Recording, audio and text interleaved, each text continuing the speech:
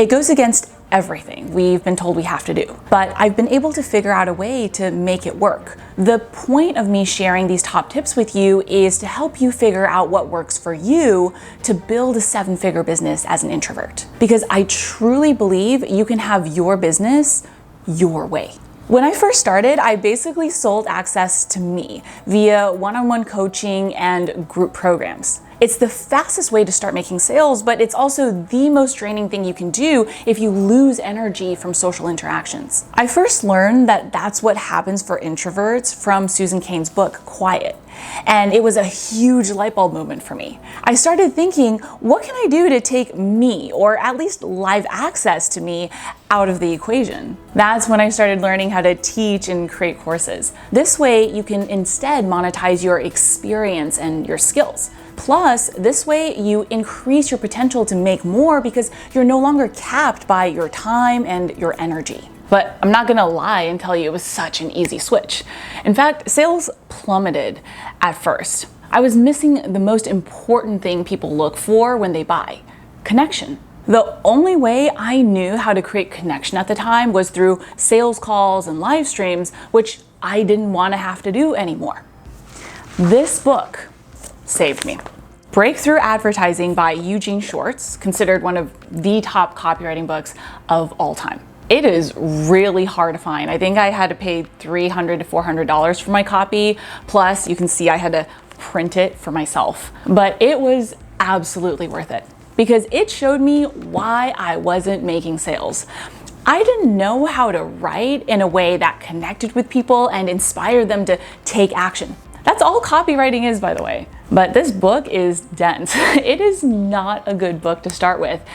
I just didn't know it at the time, which is why most of the concepts went whoosh over my head. But I learned enough to start communicating better in my emails, posts, and sales pages. Eventually, I also found this book, which I think is a much better one to start with. The title is a mouthful: The Adweek Copywriting Handbook, the ultimate guide to writing powerful advertising and marketing copy from one of America's top copywriters. For any entrepreneur, but especially if you're an introvert, one of the most valuable skills you can learn is direct response copywriting. But please don't fall into the same trap I fell into. Once I discovered direct response copywriting, I thought it was the answer to all my problems. But I started noticing people who were still making a lot more than me, even though their copywriting skills weren't as strong. I couldn't figure out what was going on until I heard this story from 2 marketing legends. Jay Abraham, the highest paid marketing consultant in the world,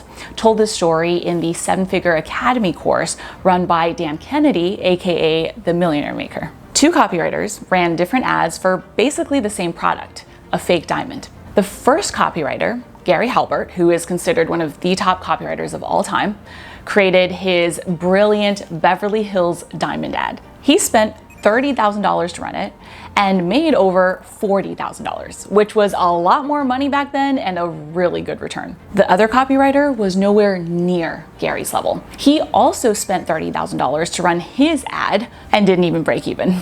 But he created an entire business behind his ad with a scalable marketing and sales plan. His strategy ended up driving $25 million in sales. The point is that you do need decent copywriting skills, but what matters way more is having a strategy to amplify your skills. You are welcome to use my 7-figure strategy, which I think is perfect for introverts. Create content on your blog so that people find you and join your email list. This is known as SEO, which I break down for you in another video. Then you want to use your copywriting skills to sell your main offer, which for me is a self-study course called Employee to Entrepreneur. Then send daily emails about your main offer and your other offers as you create them. This strategy alone brings in over 90% of our revenue. I used to also do a little bit of speaking and things like podcast interviews and joint promotions where I had to be with other people. Some of my friends who are extroverts have built their entire businesses on strategies like this, but that's because they want to. AngelList founder Naval Ravikant said it best, I think, and I'm paraphrasing. Fortunes come from leverage. business leverage comes from capital, people, or code/media. If you take people out of the equation, and we're also assuming you don't know how to code and don't have a trust fund, the only option you have left for creating leverage, aka profit, is media, which is just creating content. But the mistake I think most entrepreneurs make is they do this in the wrong order, because different types of content also have different lifespans. For example, an Instagram post only has a lifespan of about 48 hours. After that, it's basically dead. But you can grow a lot faster if you start with content that has a longer lifespan, like YouTube videos or blog posts, and paid content like courses. Understanding this transformed my business and my life. I enjoy social media, but only in very limited quantities. So it was exhausting feeling like I had to be on every day to grow my business. But if I wasn't on, I also felt really guilty because it was costing me sales. With longer lifespan content though, the more you're in your own bubble thinking and working, the more your business grows. Learning how to make my alone time the most valuable time in my business is the reason I now have a schedule I love. But I'm also not embarrassed to admit, I now kind of take it to an extreme. Shout out to money mindset coach Denise Duffield-Thomas for this. I heard her say once, and I'm paraphrasing, "I'm the golden goose in my business. Our number one priority is to protect my energy so I can keep on laying those golden eggs." Until I heard this, I didn't realize I was waiting for permission to prioritize me and my needs, even though it's my business. I thought it was selfish to not make myself more available, but that was completely wrong. When you take care of yourself first, you can do more of what only you can do to grow your business, which means your content is better, you can pay your team more, and you can take better care of your family. High five to all of that. In case you're curious, what I found that works best for me is to have entire weeks where I don't have to talk to a single person in the business.